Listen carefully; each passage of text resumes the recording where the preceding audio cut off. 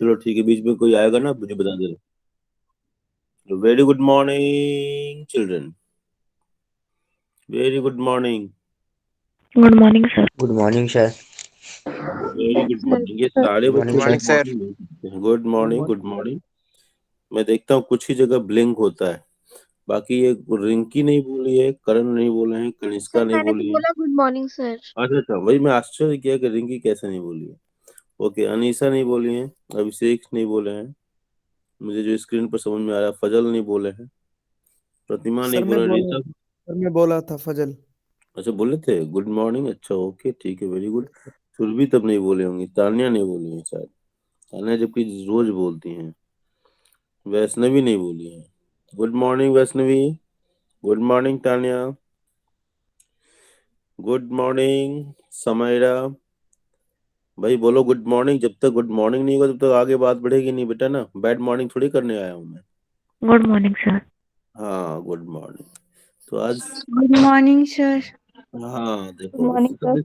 सब सब स्पेशल बनना चाहते हैं, इसलिए अलग से बोलते हैं। चलो ठीक है, आप लोग विशिष्ट हैं भाई। चलिए आपकी स्क्रीन पर देखो बेटा, हम लोगों ने supply lesson already we have started ना, करेक्ट ना बेटा? Yes sir. और सप्लाई में हमने ये पढ़ लिया था कि ये रिलेशनशिप प्राइस और क्वांटिटी सप्लाइड के बीच में डायरेक्ट रिलेशनशिप होता है, इसका फिर डेफिनेशन हमने देख लिया था। आप देखते जाएंगे स्क्रीन पर क्या क्या लिखा हुआ है, ताकि आपका एक बार फ्लैश बैक में चले जाएंगे, थोड़ा सा रिवीजन भी हो जाएगा और प्रेजेंट कंटेंट से आप रिलेट कर पाएंगे। इसेंशियल एलिमेंट्स ऑफ सप्लाई क्या क्या है लिखा हुआ है आपके स्क्रीन पर, quantity, willing to sell, price of commodity, period of time, ये सारी चीजें सप्लाई में क्योंकि जब डिफिनेशन बनाते हैं ना, ये सब सारी चीजें आ जाती हैं। इसको कहते हैं इसेंशियल एलिमेंट्स। इसको क्या कहते हैं? Essential elements. Okay, yes sir. Correct ना? इसको कहते हैं इसेंशियल एलिमेंट। चलिए हम आते हैं लॉ ऑफ सप्लाई के ऊपर। तो लॉ ऑफ सप्लाई क्या बताता है? क्या बताता है कि if other things remains sorry unchange, मतलब ये ceteris paribus क्या है? ceteris paribus an increase in the price of a product. ये देखो क्या होता है ना, कोई भी चीज जो ना, अब इकोनॉमिक्स पढ़ते हो ना, कोई भी किसी के यहाँ जाओगे, किसी रिलेटिव के पास जाओगे, किसी टीचर के पास जाओगे, कहीं इंटरव्यू में जाओगे, पहला क्वेश्चन क्या पूछेगा? What is economics. उसी तरह जब कोई भी टॉपिक पढ़ते हैं आप ना, तो पहली बार डेफिनेशन तो हमेशा याद होना चाहिए, इसलिए मैं बार बार बोल रहा हूँ ताकि आपको कहीं कोई आपको इंसल्ट नहीं कर पाए। तो law states that other things remains unchanged and increase in the price of a product leads to an increase in the quantity. Mohit Gulia, या अब ये आ रहे हैं 11th एफ के बच्चे आ रहे हैं, 11th एफ के बच्चे आ रहे हैं। हम्म, मुझे अब 11th बच्चे एफ के 2 मिनट हम डिस्टर्ब रहेंगे, ठीक है? अब ये इनकी वजह से ओके टक टक करने लगे ये लोग। तो other things remaining unchanged and increase in the price of a product leads to an increase in the quantity supplied of it. Okay, so ये हमारा क्या था, ये सप्लाई का ये डेफिनेशन है। ओके ओके, और इसका उल्टा भी सही है। And this is represented by this price. अगर बढ़ रहा है, if price is increasing, quantity supplied is also going to increase. Okay, and price is going to fall, then quantity supplied will also fall. So this is the first thing, जिसे law of supply जिसको हमने कहा। अब इसको दो तरीके होते हैं समझने के। पहला क्या है? द टू टाइप्स, इंडिविजुअल और मार्केट केस। ठीक है, इंडिविजुअल। अब इंडिविजुअल क्या है, तो लगातार डिस्टर्बेंस होगा। Other things being equal, when there is a positive relation between the price and the quantity supplied by a single seller. मतलब हम इंडिविजुअल और मार्केट, जैसे आपने पढ़ा था ना, individual demand and market demand, उसी तरह सप्लाई को भी दो भागों में डिवाइड करते हैं, क्लासिफाई करते हैं, इंडिविजुअल और मार्केट सप्लाई। इंडिविजुअल केस में देखो, हम इंडिविजुअल सेलर की हम बात करते हैं, इंडिविजुअल फर्म की बात करते हैं, इंडिविजुअल प्रोड्यूसर की बात करते हैं। और जैसे आपने डिमांड वाले लेसन में आपने देखा था, देयर आर सर्टेन एजम्पशंस, यहाँ भी सर्टेन एजम्पशंस है। क्या है कि no change in T, technology में कोई चेंज नहीं हो रहा, क्योंकि अगर टेक्नोलॉजी में चेंज हुआ ना तो फिर सप्लाई के बढ़ने और घटने के चांसेस होंगे। टेक्नोलॉजी बेटर होती है तो क्या होगा, कॉस्ट, जिसको हम नीचे दिखाएंगे आपको कि कैसे हाउ इट वर्क्स। तो टेक्नोलॉजी अगर मान लो सस्ती हो गई, ध्यान से मेरी बात समझ में आ रही बेटा? 11th F students, we are discussing the lesson supply. I think madam has already taught you. Okay, Vasundhara, how are you? Yes, sir. How are you? Fine, sir. After a long time, we are meeting in this class now. Okay, chalo, it is a revision class for you. I hope so. Okay, chaliye. So without wasting much time, we are going to continue. So assumptions क्या है? पहला assumptions हमारे लिए क्या है कि technology में change नहीं होना चाहिए। टेक्नोलॉजी में चेंज होने से सप्लाई क्या होगा, सप्लाई में चेंज होगा, वो एडवर्स हो सकता है। मतलब कि अगर मान लो कि क्वांटिटी सप्लाइड और इधर हमने लिख दिया टेक्नोलॉजी की वजह से, अगर मान लो टेक्नोलॉजी जो है इम्प्रूव कर जाए तो क्या हो गया, मार्जिनल कॉस्ट जो है ना, वो इम्प्रूव, मार्जिनल कॉस्ट घट जाएगी। मार्जिनल कॉस्ट घटने से क्या होगा कि प्रॉफिट बढ़ जाएगा, और प्रॉफिट बढ़ेगा ना तो वो मतलब प्रॉफिट पर यूनिट प्रॉफिट बढ़ जाएगा, और उसकी वजह से क्या होगा, प्रोडक्शन बढ़ जाएगा, मतलब सप्लाई बढ़ जाएगी। आगे पॉइंट। इसी तरह उसका उल्टा भी होगा, अगर Yes, टेक्नोलॉजी sir. घट जाए तो मार्जिनल कॉस्ट बढ़ जाएगा, प्रॉफिट तब फिर क्या घट जाएगा, फिर प्रोडक्शन क्या हो, घटेगा, फिर सप्लाई घट जाएगी। ठीक है, तो इस तरीके से हाउ इट वर्क्स। ओके, तो इसको समझने की जरूरत है। ओके, तुम लोग लेट ज्वाइन किए हो और पूरे क्लास को डिस्टर्बेंस बना दिए। लिंक मैंने बहुत पहले भेजा था। खैर चलिए, तो सिमिलरली तो ये हमको एजम्पशन ध्यान रखने पड़ेंगे कि इन सब चीजों में कोई चेंज नहीं होगा। तो हम यहाँ जल्दी से यहाँ निकलने का प्रयास हम करेंगे। आगे पॉइंट, तो यहाँ पर है प्राइस ऑफ इनपुट। ठीक है, गवर्नमेंट की जो टैक्सेशन और सब्सिडी पॉलिसी, मान लो टैक्स बढ़ा दे गवर्नमेंट, टैक्स को बढ़ा दे तो सप्लाई क्या होगा, घट जाएगा, क्योंकि प्रॉफिट पर असर पड़ जाएगा। इसी तरह सब्सिडी अगर गवर्नमेंट जो है बढ़ा दे तो हमारा मार्जिनल कॉस्ट वो घट जाएगा और प्रोडक्शन बढ़ जाएगा और हमारी सप्लाई बढ़ जाएगी। ओके, तो ऐसे करके ये रिलेशनशिप स्टैब्लिश हो जाता है। ठीक है, तो ये सब एजम्पशंस हमने रखे हुए हैं कि इन सब चीजों में, देखो मैंने एक जगह लिख दिया नो चेंज, तो यहाँ कहीं भी जो है ना, ये हर जगह क्या है लिखा हुआ है, everywhere it is no change price of other goods. ठीक है, ये सब सारी चीजें आप ध्यान रखें। आर्गेनिक पॉइंट, तो ये क्या है, quantity of x that is quantity supplied is a function of, ये सारे हमारे फंक्शन है, मतलब ये सारी चीजें जो है ना इसको प्रोवाइड करते हैं। जब हम आगे देखोगे, जब हम बनाएंगे फैक्टर्स अफेक्टिंग सप्लाई, तो ये सब सारी चीजें आएंगी, लेकिन हम यहाँ किसकी चर्चा कर रहे हैं, we are discussing the individual case. ठीक है, सो यहाँ ये these are the factors affecting the individual supply. Okay, am right? और देखो सप्लाई शेड्यूल, इसको कहते हैं सप्लाई शेड्यूल, मतलब आपने प्राइस और क्वांटिटी सप्लाइड को, ठीक है, उस रिलेशन को एक न्यूमेरिकल टेबल के फॉर्म में आपने कन्वर्ट किया। ठीक है, तो वो सप्लाई शेड्यूल होगी, and that is a graphical representation based on this schedule. ठीक है, आगे पॉइंट समझ में आ रही बात? इसी बात को हमने यहाँ लिखा है, फिर एक बार मैंने कंपैरेटिव दिखा दिया है, ऑलरेडी वी हैव डिस्कस्ड। यहाँ पर देखिए, this is the individual supply curve, ये उसके बेस पर ये शेड्यूल हो गया, ये schedule, this is the diagrammatic representation, here is a market supply curve, और market supply curve, when we are seeing the market supply curve, these are the common factors. ठीक है, दिस टेक्नोलॉजी में price of input, government policies and price of other communities, these are the common factors. Other than these few factors, ठीक है, are getting point, just like no change in number of firms. ठीक है, these factors are present only in the market supply. Okay, are getting point? मेरी बात समझ में आ रही बेटा? are getting point? ठीक है, बोलो भाई। चलिए, अब मार्केट सप्लाई कर्व को हमने कल दिखाया था, I have taken example price at a given price. These are the different firms. ठीक है, यह भी हम फ्लैशबैक में दिखा रहे हैं Kanishka and others those who are absent in previous class. These are three firms.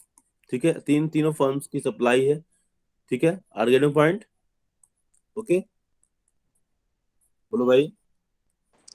Yes, sir. Okay, और इन तीनों फर्म की सप्लाई को जब पर्टिकुलर प्राइस, मतलब ये 10 रुपीज पर आप देख रहे हैं ना, तो 10 रुपीज पर what is the supply of this firm and what is the supply of this firm and this firm. Okay, तीनों फर्म, अगर हम if you are saying 10 rupees, तो 10 रुपीज पर 2, 8 एंड 20, इन तीनों को हम जोड़ देते हैं ना, दैट इज अ 30.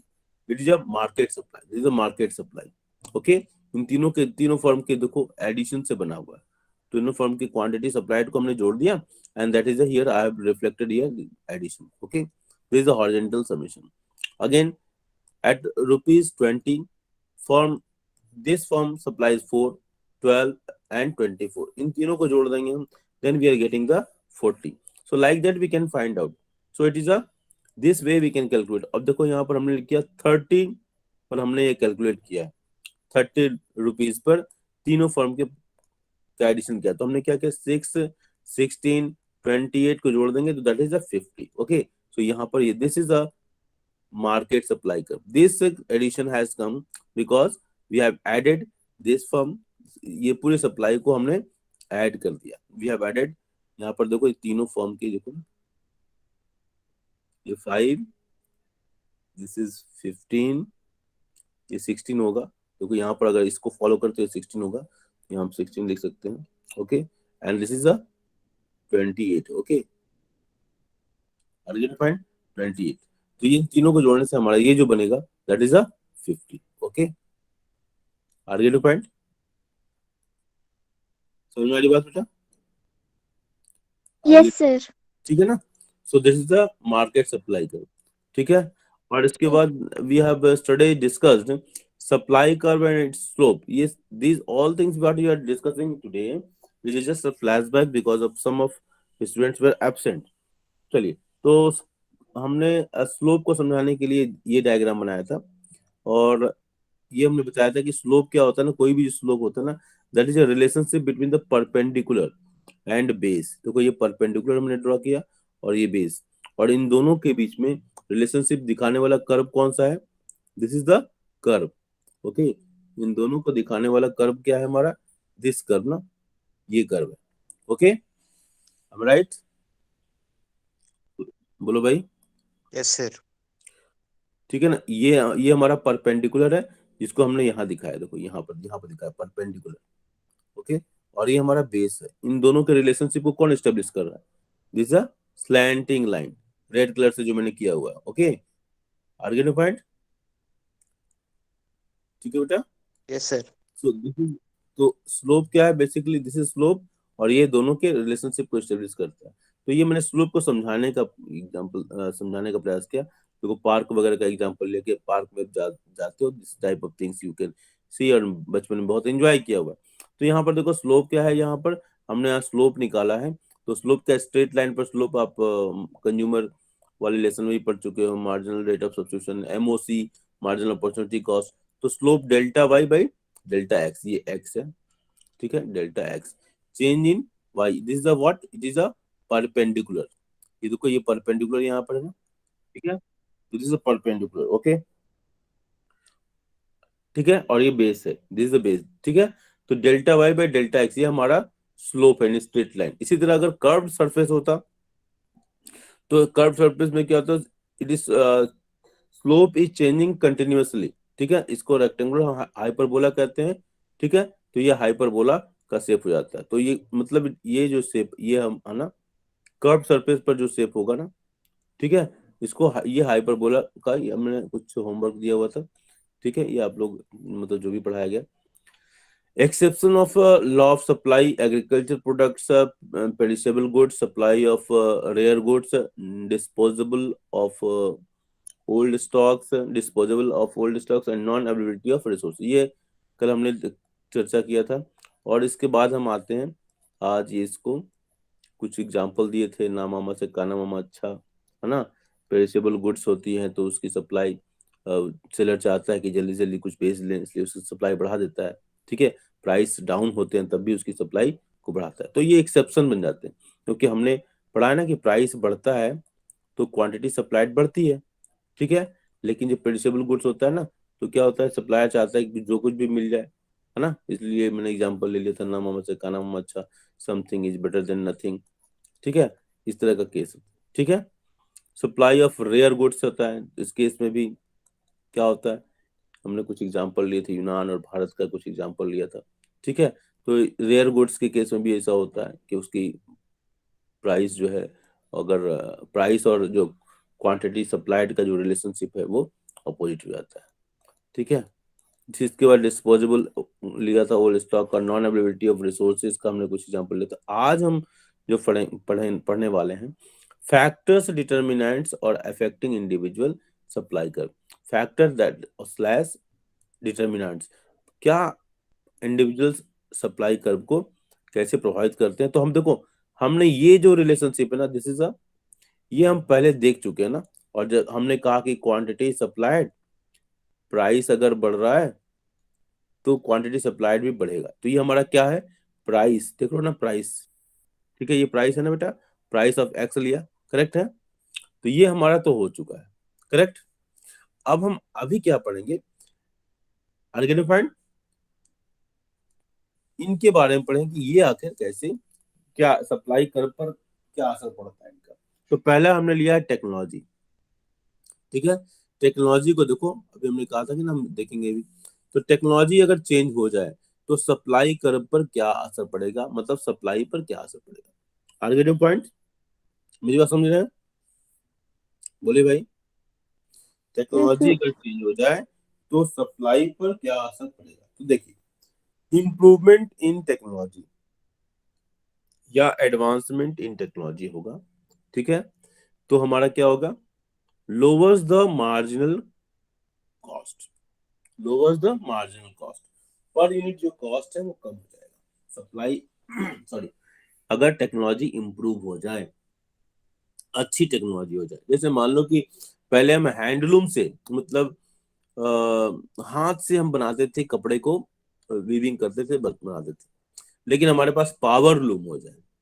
आगे पॉइंट, पहले दिन भर में 10 लेबर बना मिलकर एक चादर जो है वो बनाता था, बेडशीट बनाता था, कारपेट बनाता था, जो भी हो। लेकिन अब मशीन आ गई तो एक मशीन 20 बना देती है। तो क्या होगा, जो लेबर को आप पैसा देते थे वो पैसा, जो कॉस्ट कम हो जाएगा ना बेटा। आगे पॉइंट, मेरी बात समझ में आ रही है। Yes, sir. हाँ, तो लोअर्स द मार्जिनल कॉस्ट, और मार्जिनल कॉस्ट जब कम होगा, जब कोई चीज को देखो, प्रॉफिट होता क्या है, प्रॉफिट क्या है, अगर आपका कॉस्ट कम हो जाए और आपके रेवेन्यू बढ़ जाए। ठीक है, रेवेन्यू उतनी भी रहे लेकिन कॉस्ट, मान लो कि पहले, इसको हम यहाँ पर लिखते हैं फिर बाद में डिलीट कर देंगे। मान लो कि पहले 10 रुपए का माल सेल करते थे, ठीक है, और 5 रुपए कॉस्ट था। अब टेक्नोलॉजी इंप्रूव हो जाने से कॉस्ट हो गई 2 रुपए। तो पहले प्रॉफिट कितना था, 5 रुपीज का था, अब क्या हो गया, प्रॉफिट 8 रुपए हो गया। तो प्रॉफिट बढ़ गया ना बेटा, बोलो भाई, बोलिए। मैं यहाँ पर ध्यान लाइए, बहुत सारे डायग्राम Yes, बने। sir. ठीक है ना, ये समझ में आया। ये 10 रुपीज रिवेन्यू था, सेल होता था, और 5 रुपए कॉस्ट था, प्रॉफिट हो गया 5 रुपीज। ठीक है, अब 10 रुपीज ही आ रहा, रेवेन्यू 10 रुपीज ही रहा, कोई चेंज नहीं हुआ, लेकिन कॉस्ट आपका घट गया, केवल 5 से 2 हो गया, कॉस्ट में डाउनफॉल हो गया, उसकी वजह से तो प्रॉफिट बढ़ गया ना। Are get point, and same thing I am trying to say here. Okay, मेरी बात समझ में आ रही है बेटा। Yes, sir. Yes, हाँ, sir. हाँ, ठीक है, ठीक है, ठीक है, डन है। तो फिर हम आगे बढ़ते हैं। ठीक है, तो ये हमारा यही, this point I am trying to say here, कि इम्प्रूवमेंट इन टेक्नोलॉजी और advancement in technology leads to the downfall in marginal cost, and this raises profit and rise in. इसकी वजह से क्या होगा, अगर प्रॉफिट अगर होगा तो इन्वेस्टर्स इन्वेस्टमेंट बढ़ाएगा ना वहां पर, तो ठीक है, बोलो भाई। और इन्वेस्टमेंट बढ़ाएगा तो प्रोडक्शन बढ़ेगा, प्रोडक्शन बढ़ेगा तो सप्लाई बढ़ेगी। That's what this point says कि हमारी सप्लाई बढ़ जाएगी। And this is the case, यहाँ पर मैंने मार्क किया हुआ है, this is the case of what, supply curve. Supply curve will shift rightward. किधर शिफ्ट करेगी? राइटवर्ड शिफ्ट, ठीक है, राइटवर्ड। Are getting point? बोलिए भाई। Yes, sir. चलिए ठीक है, done. Surabhi done, Tanya done, Vasundhara? Yes sir. Okay बेटा, ओके बेटा। देखो भाइयों, वसुंधरा का नाम मैं लेता रहूंगा क्योंकि वसुंधरा जो है हमारी पुरानी स्टूडेंट है। ऋषभ, सही कह रहा हूँ ना? Rishabh,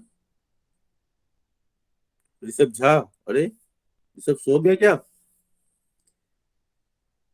Rishabh Jha, you my God, ये लड़का मेरा सो गया। चलो ठीक है, नेक्स्ट, इफ टेक्नोलॉजी डिटोरिएट्स, ठीक है, टेक्नोलॉजी जो है डिटोरिएट हो जाती है, खराब हो जाती है, तो जैसे यहाँ पर आपने देखा कि मार्जिनल कॉस्ट को हमने घटाया ना, लोअर्स द मार्जिनल कॉस्ट, इस केस में इंप्रूवमेंट इन टेक्नोलॉजी में, तो क्या होगा? जब टेक्नोलॉजी खराब हो जाएगी, वही पावर लूम पर चले जाए, मशीन से पावर लूम पर चले जाए, तो क्या मार्जिनल कॉस्ट बढ़ जाएगा। मार्जिनल कॉस्ट बढ़ेगा तो प्रॉफिट घट जाएगी। ये वाला एग्जांपल मैंने जो यहाँ जो लिया था उसको सेट कर सकते हैं। प्रॉफिट घट जाएगी, प्रॉफिट घट जाएगी, इन्वेस्टमेंट कम होगा, इन्वेस्टमेंट कम होगा, प्रोडक्शन कम हो जाएगा, प्रोडक्शन कम हो जाएगा तो सप्लाई घट जाएगी। और ये डायग्राम मतलब left word shift in a supply curve. Clear है सबको? क्लियर है बेटा? क्लियर है भाई? Yes, sir. क्लियर है इतना? चलो ठीक है, without wasting much time I am going now. अब आते हैं इनपुट प्राइसेस, ठीक है, जो भी उसमें हमारे फैक्टर्स ऑफ प्रोडक्शन है वो इनपुट प्राइसेस। अगर इनपुट जो है वो कम हो जाए, प्राइसेस कम हो जाए, ठीक है, देखो यहाँ हमने ए दिया हुआ है, यहाँ ए लिखा हुआ है, क्या ए लिखा हुआ है, ओके, तो ये हमारे प्राइसेस कम हो रहा है, तो क्या होगा? मार्जिनल कॉस्ट कम हो जाएगी। मार्जिनल कॉस्ट कम होने से क्या होगा? प्रॉफिट बढ़ेगा। प्रॉफिट बढ़ेगा तो इन्वेस्टमेंट बढ़ेगा, इन्वेस्टमेंट बढ़ेगा तो प्रोडक्शन बढ़ेगा, प्रोडक्शन बढ़ेगा देन सप्लाई भी बढ़ेगी। ओके, कब होगा ये? इनपुट प्राइसेस, मतलब जो भी इंग्रेडिएंट्स, ठीक है, जैसे घर में फेस्टिवल होता है, दीपावली है, ईद है, कुछ भी है, अगर मान लो कि फेस्टिवल में गुड़ की कीमत बढ़ जाए, चीनी की कीमत बढ़ जाए, सेवइयों की कीमत बढ़ जाए, दूध की कीमत बढ़ जाए, फ्रूट्स महंगे हो जाएं, ये सारी चीजें हो जाएं, आर्गेनिक पॉइंट, तो जो आइटम मम्मी बनाने वाली होंगी, अम्मी जान बनाने वाली होंगी, मम्मा वाले होंगी, अम्मा बनाने वाली होंगी, वो क्या होगा? वो आइटम कॉस्ट बढ़ गया ना, ठीक है, आर्गेनिक पॉइंट। अगर प्राइसेस बढ़ जाएंगे तो मार्जिनल कॉस्ट क्या होगा? अगर ये इनपुट्स, मैंने डायग्राम उल्टा बना दिया है, ठीक है, करेक्ट ना? अगर input input input input prices अगर नीचे जाते हैं, ठीक है, तो मार्जिनल कॉस्ट कम होगा, ठीक है, करेक्ट नहीं, सही है, I am sorry, marginal cost कम होगा, और मार्जिनल कॉस्ट कम होने से प्रॉफिट बढ़ेगा, इन्वेस्टमेंट बढ़ेगा, और प्रोडक्शन बढ़ेगा, और सप्लाई बढ़ेगी। ठीक है बेटा, इज इट क्लियर? किसी को कोई डाउट है? किसी को डाउट है कुछ? किसी को डाउट है तो बताइए। No, sir. किसी No, को sir. No, sir. कोई डाउट है? वसुंधरा समझ में आया बेटा? Varun, yes sir. Varun, Tanya, Surabhi, Soni, Yes, sir. Shreya, नहीं ना? हाँ, इसको No, आप sir. No अपने, doubt. इसमें क्या करोगे आप ना? घर के फेस्टिवल से रिलेट करोगे। घर में फेस्टिवल है और चीजों की फेस्टिवल है, बस वहां पर प्रोडक्शन वाला मतलब प्रोडक्शन का मतलब आप इसको मान लो कि बढ़िया सा आइटम का प्रोडक्शन, वो भी तो प्रोडक्शन ही है, ठीक है, मार्केट नहीं है ये, मार्केट में सेल नहीं करते, वो अलग विषय है, लेकिन Yes, sir.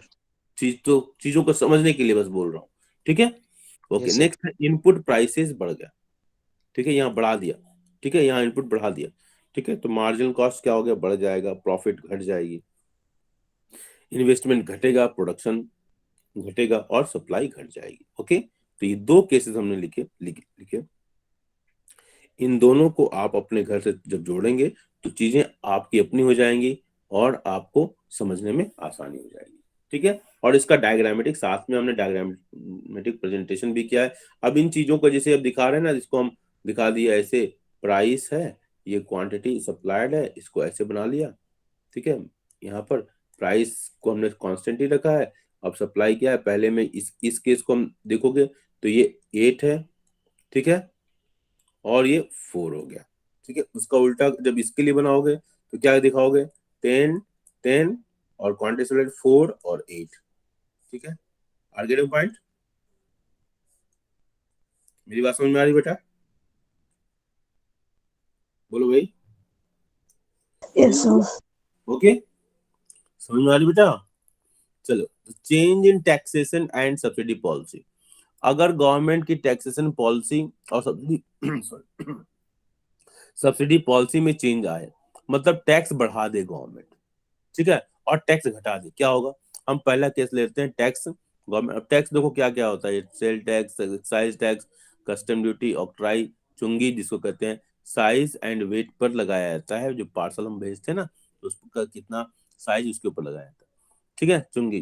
तो टैक्सेस अगर मान लो बढ़ जाए, देखो टैक्सेस बढ़ गया तो मार्जिनल कॉस्ट बढ़ जाएगी। मान लो कि पहले 100 रुपया आप प्रोडक्शन करते थे, गवर्नमेंट 10 रुपया टैक्स लेती थी और आपको 90 रुपया, ठीक है, प्रॉफिट होता था, मान लो प्रॉफिट। ठीक है, प्रॉफिट का अलग निकालना पड़ता है, लेकिन मान लो इसी को नहीं। अब मान लो कि गवर्नमेंट जो है 50 रुपया टैक्स ले ले, मतलब 50 रुपये तो आपको बचा। ठीक है, तो आपका कॉस्ट ऑफ प्रोडक्शन बढ़ जाता है, इसकी वजह से टैक्सेस ज्यादा होंगे तो आपके मार्जिनल कॉस्ट बढ़ जाएंगे। ठीक है, आर्गेनिंग पॉइंट? मेरी बात समझ में आ रही है? तो प्रॉफिट आपका घटेगा। प्रॉफिट घटेगा तो इन्वेस्टमेंट, जिस चीज में प्रॉफिट ही नहीं होगा उसमें इन्वेस्टमेंट क्या करो? ठीक है, आज जमीन के ऊपर प्लॉट लोग लेते हैं, है ना? बैंक में पैसा रखना हो और प्लॉट में रखना, डालना हो, पैसा लगाना हो, तो कहाँ लगाओगे बताओ बेटा? बेटा पैसा जल्दी बताओ। आपको 5 लाख रुपया है तो आप बैंक में रखना पसंद करोगे? बोलो बेटा, कि आप लोग एक प्लॉट, छोटा सा लोगे, प्लॉट लोगे, बताओ? प्लॉट लोगे मैक्सिमम करोगे? प्लॉट। हाँ, क्यों? कि प्लॉट के ग्रोथ होने की संभावना। तो इन्वेस्टमेंट हम वहां करते हैं जहां पर प्रॉफिट ज्यादा नजर आता है, करेक्ट ना? बोलो भाई। अरे भाई बोल यस तो sir.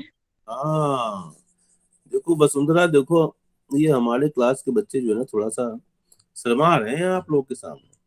Okay, sir mutual fund भी तो है। क्या बेटा? Mutual fund. हाँ हाँ, देख लो कौन बच्चा बोल रहा है, म्यूचुअल फंड का नाम ले लिया, बड़े बड़े। किसने कहा? सर मैं रवि कुमार। रवि कुमार, तुम्हारे पुराने स्टूडेंट हो क्या? नहीं मैं सर पोल साइंस का हूँ।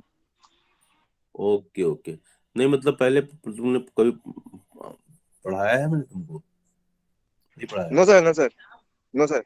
नो सर, बिल्कुल फ्रेश हो, तभी फ्रेश तो हूँ मैं। इतने अच्छे हो। मैं पढ़ा देता तो पीछे हो जाते बेटा। चलो आया चलो, टैक्सेस। ओके, तो ये टैक्सेस का इम्पैक्ट, बिल्कुल सही कहा बच्चे ने। ठीक है, रवि जी ने बहुत सही कहा कि म्यूचुअल फंड, ठीक है, लोग म्यूचुअल फंड में इन्वेस्टमेंट करते हैं, बहुत ज्यादा प्रॉफिट नजर आता है। चलिए, तो टैक्सेस अगर बढ़ जाते हैं तो मार्जिनल कॉस्ट हमारा बढ़ जाएगा, एज ए रिजल्ट प्रॉफिट हमारा डाउन हो जाएगा, इन्वेस्टमेंट कम होगा, इन्वेस्टमेंट कम तो प्रोडक्शन कम होगा, प्रोडक्शन कम तो सप्लाई कम। ओके, और हमको इस तरीके सप्लाई कर्व शिफ्ट से लेफ्टवर्ड। सिमिलरली अगर टैक्सेस कम हो जाते हैं तो मार्जिनल कॉस्ट हमारा कम होगा, मार्जिनल कॉस्ट जब कम होगा तो प्रॉफिट बढ़ जाएगा नेचुरली, इन्वेस्टमेंट बढ़ जाएगा, इन्वेस्टमेंट बढ़ेगा तो प्रोडक्शन भी बढ़ाएंगे हम, प्रोडक्शन बढ़ाएंगे तो सप्लाई भी बढ़ेगी, हमारा शिफ्ट होगा किधर? सॉरी, ये सप्लाई बढ़ रही है ना, तो राइट वर्ड शिफ्ट। देखो ये हमने राइट वर्ड शिफ्ट दिखाया है, ठीक है, ये राइट वर्ड शिफ्ट दिखाया है। ओके, चलिए, change in price of other goods. ठीक है, अदर गुड्स हमारा फेवरेट जानते हो, ये मॉर्निंग में हम लोग लेते हैं tea and coffee. Other things are two ways related, एक तो सब्स्टिट्यूट होती है, तो हमने यहाँ सब्स्टिट्यूट, आप सब्स्टिट्यूट केस ले लिया है। ठीक है, सब्स्टिट्यूट करते हैं, tea and coffee are substitute goods. अब देखो, प्राइस ऑफ टी, ध्यान से देखना, price of tea is falling. ठीक है, प्राइस ऑफ टी घट रही है। ठीक है, आर्गेनिक पॉइंट? तो सप्लाई ऑफ टी घटेगा, क्योंकि प्राइस और क्वांटिटी के बीच में क्या है, पॉजिटिव रिलेशन। अगर ये बढ़ेगा तो सप्लाई भी बढ़ती है, एंड अगर प्राइस फॉल होता है तो सप्लाई भी फॉल होती है। तो इस फंडामेंटल को लेते हुए हमने यहाँ ये बताया कि price of tea, there is a fall in price of tea, then supply of tea will fall. ठीक है, अब इसका परिणाम क्या होगा कि production of coffee, production of coffee, यहाँ देखो, यहाँ कॉफी लिखा हुआ है, देखो, production of coffee, production of coffee, ठीक है, बिकम्स प्रॉफिटेबल। क्यों प्रॉफिटेबल हो गया? क्योंकि supply of tea has come down.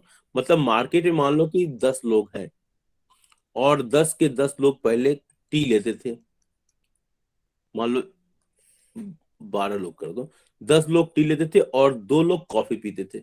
आर्गेटिव point ध्यान देना, मेरी बात समझ में आ रही है बेटा? मेरी बात समझ में आ रही है बेटा? Yes sir. ठीक है, टोटल 12 लोग थे, जिसमें से 10 लोग क्या करते थे, they are consuming tea and 2 people are consuming coffee. Now what happens कि प्राइस, चूंकि सप्लाई इसकी कम हो गई, ठीक है, मान लो इसको सप्लाई ले दो, नंबर ऑफ पीपल से मतलब सप्लाई 12, अब सप्लाई क्या हो गई, वो कम हो गई। ठीक है, तो टी की सप्लाई कम हो गई, तो टी की जो पीने वाले हो कम हो जाएंगे ना, ये 8 हो गए। ठीक है, तो अब जो लोग टी की सप्लाई कम हो गई, तो चूंकि सब्स्टिट्यूट गुड है इसलिए इनकी संख्या बढ़ जाएगी। आर्गेटिव पॉइंट बढ़ेगी ना, सब्स्टिट्यूट गुड है इसलिए।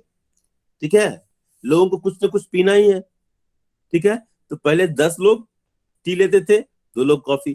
अब चूंकि इसकी सप्लाई कम हो गया, भाई चलो सप्लाई आजकल मिल नहीं रहा, चलो अच्छा कॉफी पिला दो। आर्गेटिव पॉइंट, घर में ऐसा कई बार होता है, कई बार ऐसा होता है कि घर में टी ले कॉफी, ऐसा होता है ना। तो इसी तरह मार्केट में जब टी की सप्लाई कम हो गई, प्रोडक्शन देखो यहाँ पर क्या लिखा है, यहाँ टी की सप्लाई कम हो रही है ना बेटा, देखो यहाँ एरो देखो। आर्गेटिव पॉइंट, जब टी की सप्लाई कम हो गई, ठीक है, तो प्रोडक्शन ऑफ कॉफी क्या होगा, बढ़ेगा। ठीक है, कंपेरेटिवली। आर्गेटिव point, because it is substitute good, और production of coffee becomes profitable, और इसकी वजह से क्या होगा, इसमें इन्वेस्टमेंट ज्यादा होगा और कॉफी की सप्लाई बढ़ जाएगी। देखो इसी बात को हमने यहाँ लिखा है, कॉफी की सप्लाई बढ़ जाएगी। जब हम डायग्राम बनाएंगे तो प्राइस ऑफ कॉफी ले लिया y एक्सिस पर, ठीक है, quantity of coffee x axis पर ध्यान देंगे, और सप्लाई ऑफ कॉफी हमने दिखाया कि सप्लाई ऑफ कॉफी बढ़ जाएगी। कब? जब प्राइस ऑफ टी फॉल होगा तो सप्लाई ऑफ कॉफी बढ़ जाएगी। तो मतलब change in price of other goods में हमने पहला केस लिया सब्स्टिट्यूट गुड का, कि when there is a fall in price of a substitute good, that is tea. Repeat कर रहा हूं, when there is a fall in price of a substitute good, here I have taken tea. ठीक है, here I have taken tea. Okay, supply of other good increases, that is coffee. समझ में आई बात? समझ में आई बात? रिपीट कर रहा हूं एक बार फिर से, change in price of other goods. Other goods they are 2 types, पहला है सब्स्टिट्यूट, पहला है सब्स्टिट्यूट गुड का केस, और दूसरा है, नीचे हमने बॉक्स बना दिया है, देखो, कॉम्प्लीमेंट्री गुड्स, मतलब कार एंड पेट्रोल। ठीक है, आगे पॉइंट, सब्स्टिट्यूट गुड्स में हमने लिया कि प्राइस ऑफ टी Yes, जब sir. फॉल होता है, when there is a fall in price of tea, तो वो प्रॉफिटेबल नहीं रह जाएगा, supply of tea will fall. Those who are consuming, ठीक है, दोज हु आर, यहाँ पर प्रोड्यूसर्स की हम बात कर रहे हैं, तो नेचुरली जब प्राइस ऑफ टी घट रहा है तो supply of tea is falling, and as a result production of coffee become profitable, because consumer has to consume ना। तो वो क्या Yes, sir. करेगा, दूसरी तरह प्रोड्यूसर क्या करेगा, क्योंकि उसकी टी की सप्लाई कम हो गई, तो भाई डिमांड करने वाले डिमांड तो कर ही रहे ना, तो सर दूसरी क्लास का लिंक आ गया। हाँ, लिंक आ गया दूसरे क्लास का। Yes sir. ओके ओके, चलो 1 मिनट बस लेता हूँ, इसका वाइट वर्सा भी देख लो। Price of tea increases, then supply of tea will increase, as a result supply of coffee will fall. ठीक है, and this is described here in this way. Okay, और कॉम्प्लीमेंट्री गुड्स का case है, इसको मैं अब नेक्स्ट क्लास में बताऊंगा। ठीक है, चलिए ठीक है, बहुत बहुत धन्यवाद, आप सब लोग आए। तो आज हमने जो पढ़ाया इसके बेस पर आप लोग अपना होमवर्क कर लेंगे, क्लास वर्क कर लेंगे, जो भी है क्लास वर्क तो आप देख ही रहे हो। और ये सारे लिंक आप लोग वीडियो देखते नहीं हो क्या? क्या वीडियो देखते नहीं हो क्या? ये सारा नोट